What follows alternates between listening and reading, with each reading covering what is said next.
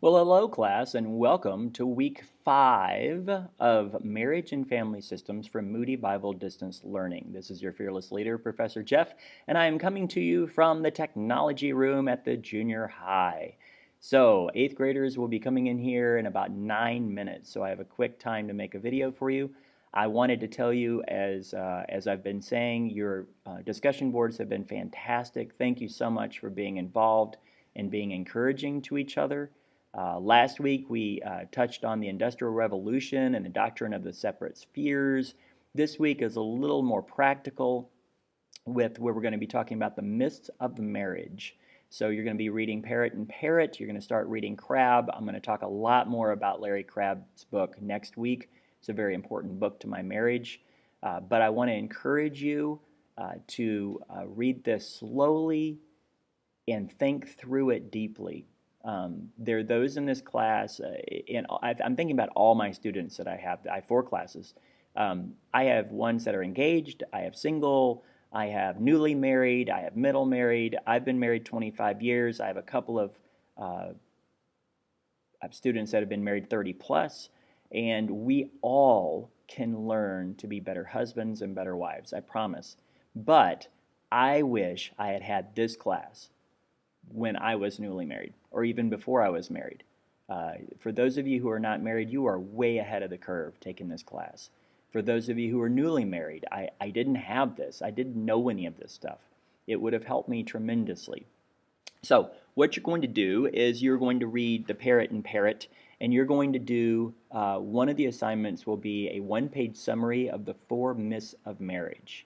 Okay? The second assignment is a genogram. Now, when I did a genogram, last time I taught this class, I held mine up, but I guess because it's, we're on the video, it's backwards and upside down or something. But the first assignment I ever did in graduate school and seminary was a genogram, and it ended up being 53 pages long. So your genogram is going to be 1 page, because all you're going to do is a summary for me.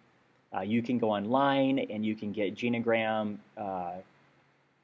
templates that you can go through, but what you're going to do is you're just going to tell me something that stood out to you. And every time I teach this class, students learn things that they never knew about their family. They learn things they didn't want to know about their family. Sometimes patterns make sense to them that didn't before, and sometimes they are just thankful for having such a great family. So just a summary of what you learned from your genogram. That's all I need. Discussion board, you're going to talk about the myths of marriage and which one you were most vulnerable to. So let's just talk about our vulnerabilities, because in marriage we all have them, and especially when it comes to these myths. So I did want to go back and tell you, many of you actually emailed me what concert, if I gave you unlimited funds, what concert would you be on the front row of? And then I thought I would tell you mine. So I'm not as spiritual as many of you. A couple of years ago, every summer I have a reading project where I read a bunch of books on one subject, and I think 3 years ago it was the 60s music. So I read about Janis Joplin, Jimi Hendrix, the Beatles, Jim Morrison, and I became fascinated with Jim Morrison, more as a poet than even a rock star. But he was a very interesting guy. And so if you gave me unlimited funds, I would be at the Hollywood Bowl 1967 to see the Doors in their prime. I also would love to see Mozart. I would have loved to have seen Mozart because he was a absolute genius. So I got Taylor Swift, I got the Beatles, I got Newsboys, I got the Symphony. So that was awesome. I really enjoyed that. So I want to encourage you, as we do these myths, to be thinking about your marriage. If you're married, be thinking about your future marriage if you're not married yet. And if you have any prayer requests, if you have any comments, if you have any questions, please let me know. I would ask you to pray for my wife. Today she has an appointment with an ortho surgeon, and to try to get the cyst out of her leg, and we're praying that he would say he's able to do that. So that's at 3 o'clock.